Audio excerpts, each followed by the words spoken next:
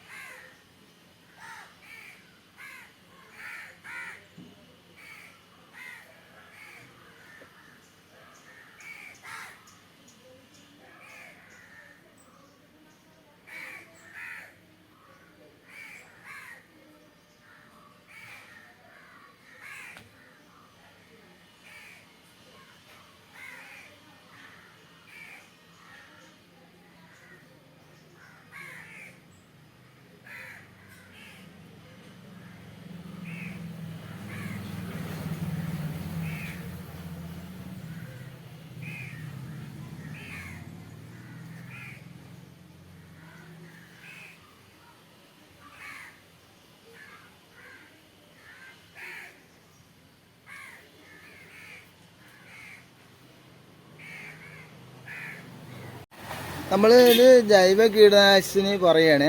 ഈ പുഴുക്കളും മീലുമുട്ട അതുപോലെയുള്ള ജീവികളൊക്കെ തുരത്താൻ വേണ്ടിയുള്ളൊരു ഇതുണ്ട്. തുളയൊക്കെ ഉണ്ടോ, ഇവിടെ തുളയുണ്ട് കണ്ട.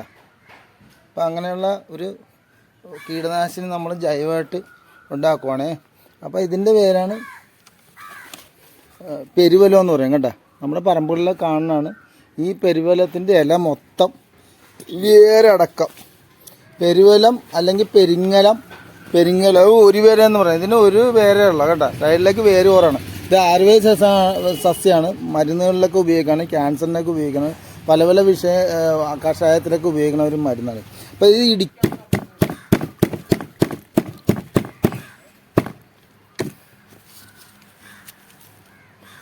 വെള്ളം തന്നെ കേട്ടോ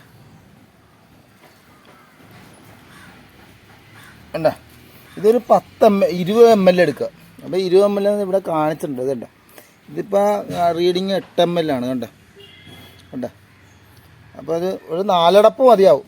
4 അടപ്പ് എടുത്തിട്ട് നമ്മൾ 1 ലിറ്റർ വെള്ളത്തിലേക്ക് ഒഴിക്കിയത്. ഇതുണ്ട്,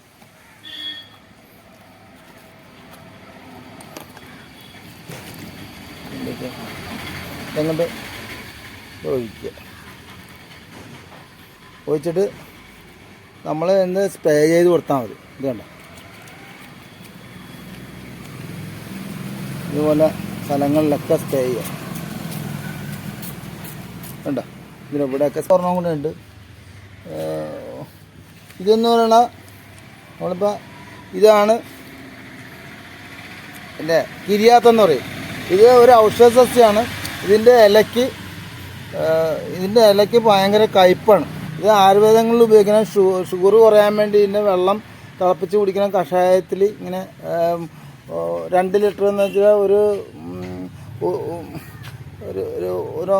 ലിറ്ററായിട്ട് തിളപ്പിച്ച് കുടിച്ചാൽ ഷുഗർ കുറയുന്ന പറയണം കഷായത്തിൽ ഇങ്ങനെ. അപ്പോൾ അങ്ങനെ ഒരു സസ്യമാണ് അത്. നമ്മളിത് ജൈവ കീടനാശിനിക്കും ഇതിൻ്റെ ചതച്ചെടുത്താണ്. ഇത് കണ്ട, അപ്പോൾ നമ്മൾ ചതച്ചെടുത്തത്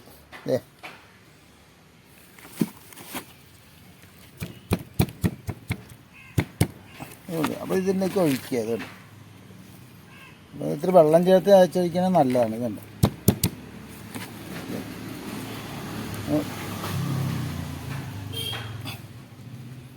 ഇതൊരു 10 ml എടുക്കുക.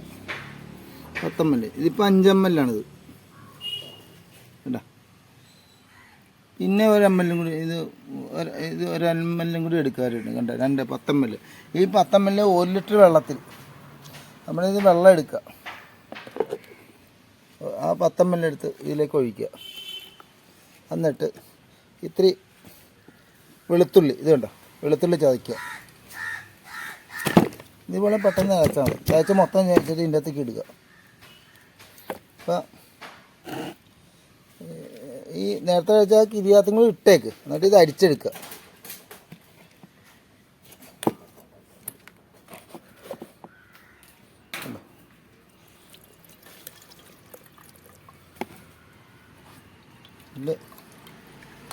അരിച്ചെടുത്തൊരു ഇത്തിരി സോപ്പും കൂടി അരിഞ്ഞത് ഇതിൻ്റെ അകത്ത് ഇടുക. അത് തന്നെ സോപ്പില്ലേ, ഇത് സോപ്പ് അരിഞ്ഞാണ്. ഇത്രയും സോപ്പ് ഈ സോപ്പ് അരിഞ്ഞാൽ കൂടി ഇടുക. എന്നിട്ട് കലക്കുക, നല്ലപോലെ കലക്കുക. സോപ്പ് നല്ലപോലെ കലക്കുക വെള്ളത്തിൽ. എന്നിട്ട് ഈ കുപ്പിക്കകത്ത് ഒഴിക്കുക. കുപ്പിക്കകത്ത് ഒഴിച്ച് കഴിഞ്ഞാൽ എലപ്പേന് ഇതുപോലെ എലപ്പൻ, വെള്ളീച്ച, മണ്ടരി, പുള്ളിക്കുത്തൊക്കെ ഇല്ലേ, അതുപോലെ ഇതൊരു മണ്ടരി രോഗമാണ്. ഇത് കണ്ട പുള്ളിക്കുത്ത് കണ്ടത്, ഇവിടെ ഒരു പുള്ളിക്കുത്ത് കണ്ട, കാണാൻ പറ്റുന്നില്ല എന്ന് നമുക്ക് നോക്കാം. ഇവിടെ പുള്ളിക്കുത്തുണ്ട്. അപ്പോൾ മണ്ടരി രോഗങ്ങൾ അത് കഴിഞ്ഞ് നമ്മൾ സ്പ്രേ ചെയ്യുക. ഇത് ഒഴിച്ചെടുത്ത് നമ്മൾ ഇതിൻ്റെ അകത്തൊക്കെ ഒഴിച്ചായിട്ട് കാണിക്കുക. വേണ്ട, ഇതിൽ ഒഴിച്ചിട്ട് സ്പ്രേ ചെയ്യുക. അത് കണ്ട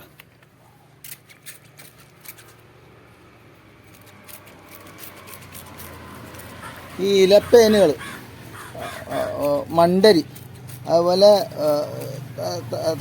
തുറപ്പം പുഴു, അതൊക്കെ എല്ലാം പോകുന്നതാണ്. ഇത് കണ്ട ഈ ഇലയൊക്കെ തിന്നൊക്കെ എല്ലാം നശിപ്പിക്കുന്ന സാധനങ്ങൾ. ബാസല ചീരയില ഇതൊക്കെ തളിച്ചു കൊടുക്കുക. അപ്പോൾ കായകളിലൊക്കെ തേക്കാം. അപ്പോൾ കായകളിലും തേക്കാം, എല്ലാത്തിനും തേക്കാം. അങ്ങനെ ഒരു രണ്ടാമത്തെ ഒരു ഇത് 10 ദിവസത്തിൽ ഒരു പ്രാവശ്യം അടിച്ചാൽ മതി. അപ്പോൾ ഈ പെരുവെള്ളത്തിൻ്റെ ഇത് ഉപയോഗിക്കുകയാണെങ്കിൽ നമ്മൾ ഉപയോഗിക്കുന്നത് അതിൻ്റെ പ്രതിവിധി എന്ന് പറയുന്നത് പച്ചക്കറികളിലെ സൽഫപ്രാണി. അപ്പോൾ ആ പടത്തിൽ കാണിച്ചിട്ടുണ്ട്. ഇലച്ചാടി എന്ന് പറയുമ്പോൾ മറ്റേ പുൽച്ചാടി.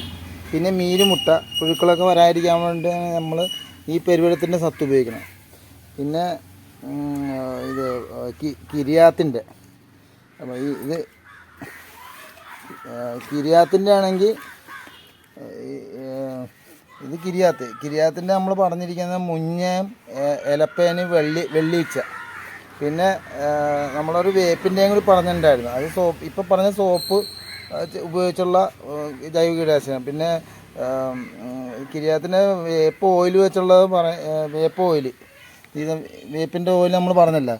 അതെന്ന് തുള്ളൻചെടി, തുള്ളൻ പുഴു, മണ്ടരി, ഇലപ്പേന്, മീനുമുട്ട. അപ്പോൾ അതിനൊക്കെ പ്രയോജനം ചെയ്യും. അപ്പോൾ നമ്മൾ പടം കാണിച്ചിട്ടുണ്ട്. അപ്പോൾ ഏതാണ് ഇഷ്ടമെന്ന് വെച്ചാൽ അത് നോക്കിയിട്ട് തളിക്കുക. അപ്പോൾ ചിലപ്പോൾ അത് നമ്മൾ പറഞ്ഞ സാധനങ്ങൾ ഉപയോഗിക്കുക.